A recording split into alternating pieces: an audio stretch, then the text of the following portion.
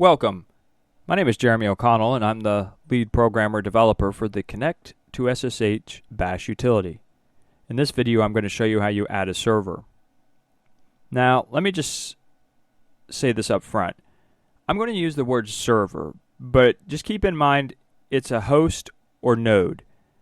It could be anything that you can connect SSH into, really. It could be a server, obviously.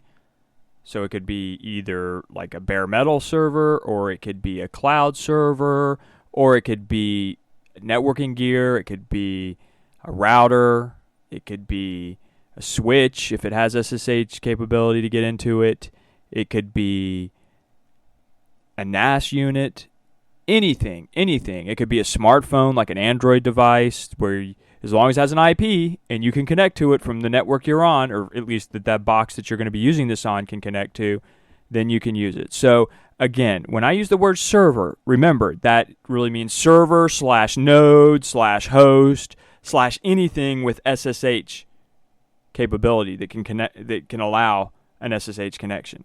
So just keep that in mind. But I'm just going to say server from now on instead of keep mentioning that over and over. So just wanted to make sure that you're aware of that.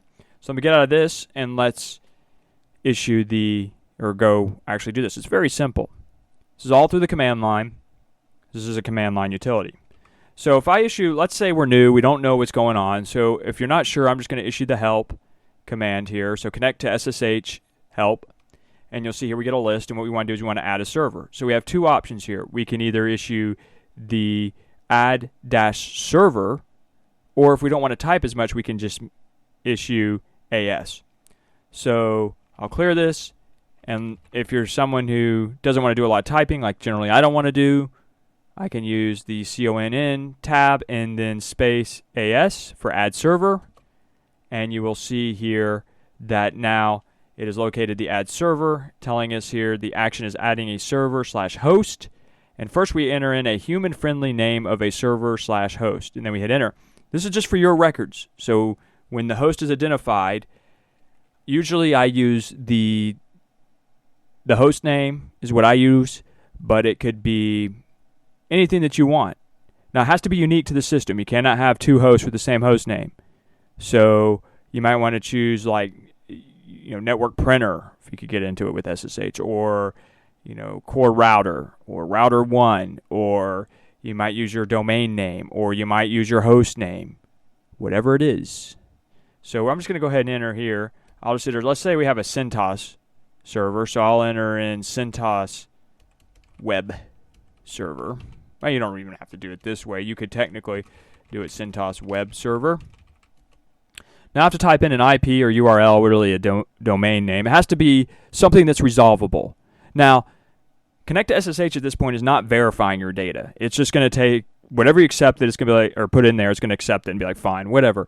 So it's actually not going to try and resolve any information. It's not going to say, you entered in the wrong IP, or you didn't enter a domain I can't get to. Nope. It's just simply, all you're doing right now is entering this into the SQLite database in the background. So anyway, we have to enter an IP or URL or something. Really, again, a host name. A URL should be more like a domain name. Something resolvable from the box. It doesn't have to be from your box, but at least from the server you're or at least where Connect2SSH is running. If you're connecting to a server and then it's going to connect to it, then it could be an internal NAS or whatever. So we're just going to enter in here. I'm just going to enter in an IP. And again, this is not being verified at all. This is just information. Now I hit enter. So next is the port, and most SSH, or a lot of SSH runs on port 22. So if yours does, you just hit enter. If not, if it say it was 2200, you'd enter in 2200 or wherever. I'm just going to hit enter. Now notes is optional. If you didn't want any notes, you just hit enter. But let's say we want to say, this is our main web server. Whatever. It's pretty obvious from the title, but if you want to enter some notes, you can't enter will actually execute and go to the next option, so you can't have like hard returns, but you could type in, and it isn't something you want to get too verbose about or start typing a lot of text in. If you need to, then say, if you're saying an organization, you might say, see document note 42 or something like that, and then you could explain in another document a lot of information. This is not for you to start typing paragraphs of text into it. Anyway, once we have our notes entered, we'll just simply hit enter. Now the system's going to say, this will add the following server/host, and it gives us the name here, it gives us the address, and it gives us the port that we entered and any notes that we have entered if there were notes. If we didn't, if we just hit enter with no notes, it would just continue on there.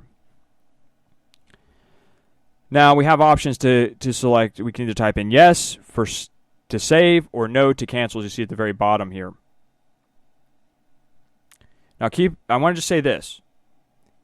If you answer no, it doesn't roll you back right now to do any editing. So if say you meant to, oh, I really wanted this to be capital OS, how CentOS or CentOS says it. Well, the best thing what I would recommend is go ahead and save it. Go ahead and save the record, then go back and edit the record. So if you made an error, say, oh, this was supposed to be 242, just save it, save the record, then go back and edit it to change it. Otherwise, you have to then do this all over again. So I'm going to go ahead and just hit enter, and it says here, success, and it gives the name, CentOS web server has been added to database. Now, I'll go ahead and clear. I already know that it's list-servers or LS for list servers, but let's say you're new, you're learning this, you're not sure how do I see the servers in here. I go server actions. Oh, it's list-servers. I just set it, or LS, list saved server/hosts. So let's go ahead and run that, and I'll do LS. And you can see here now that it's listing the server. We only have one, so server ID 1 is CentOS web server at, so it's the name we gave it. This is arranged by name of which you've entered at, and then it gives the address it's at. If you used a domain, like maybe used your main website or whatever, then it would give that and what port it's on. Now you notice here we don't get any notes. So if you want to see the notes, we have to simply rerun this command, and then we have to type in just simply space notes. So you just rerun the command, and then it's add space notes. So I do that, and now where we didn't have notes before, we have notes. So it said this is our main web server. So let me clear that, and let's add in another one just to show you. So Connect2SSH, we go add server. We'll type in, say, FreeBSD development. It's our human-friendly name. We'll just give it an IP in this case. Or maybe we're saying, we're testing this. So we got freebsd.ourdomain.tld. It's on port 2200. I'm not going to put it, well, we'll put in notes. FreeBSD development box. So that's going to be that. Hit enter.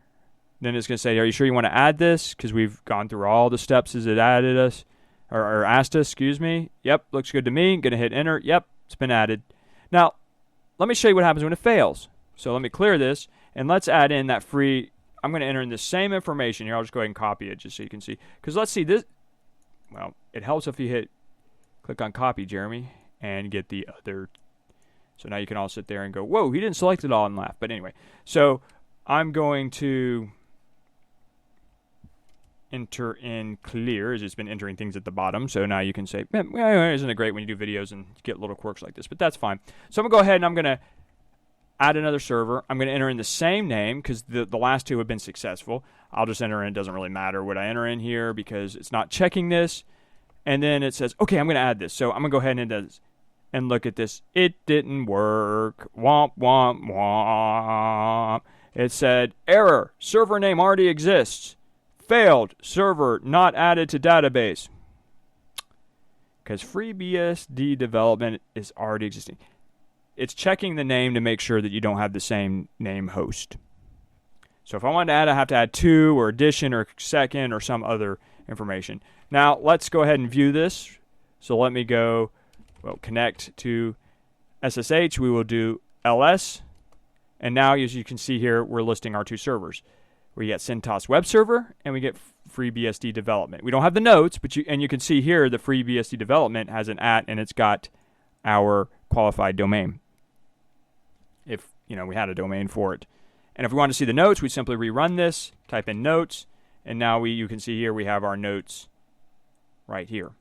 Now, at this point, this recording in this version 1.2, I'm not using the built-in, not built-in, but I'm not using the W3M package to display servers. So when using this, you're going to want to make sure you're using an SSH client that has the ability to scroll back. Because if you have like 5 servers, it's not a big deal. And that's why I kept this, right now the output, I'm not putting the notes by a default or automatically, because this just takes another few lines. So if you had 10 servers, it would be adding 10 more lines. So I'm trying to keep this not be too verbose. So if you end up with dozens of servers, it's just going to scroll by. And so you're going to need to be able to scroll back up. So you want to make sure, sometimes some consoles don't allow you to scroll back up very easily or at all. So you want to make sure you're using a client. Now, obviously, this client, I can scroll all I want. So just something to keep in mind. So there you go. I mean, that's all there is. Now, in future videos, I'm going to show editing a server, which is very easy, deleting a server, which is very easy. And I've already partially shown you listing a server, well, listing servers, I should say, but I will have a separate video for that as well. So that's all there is to adding a server. Pretty simple, isn't it? And again, a server can be anything that you can connect to SSH. As I said, it can be a piece of network equipment, like a router or switch or firewall, something like that. It could be a NAS box or some type of SAN or anything. As long as you have SSH and can connect to it, and whatever's running Connect2SSH can reach it, that's fine. But we're just using the terminology of server instead of mentioning server/host/whatever. And I'll see you in the next video.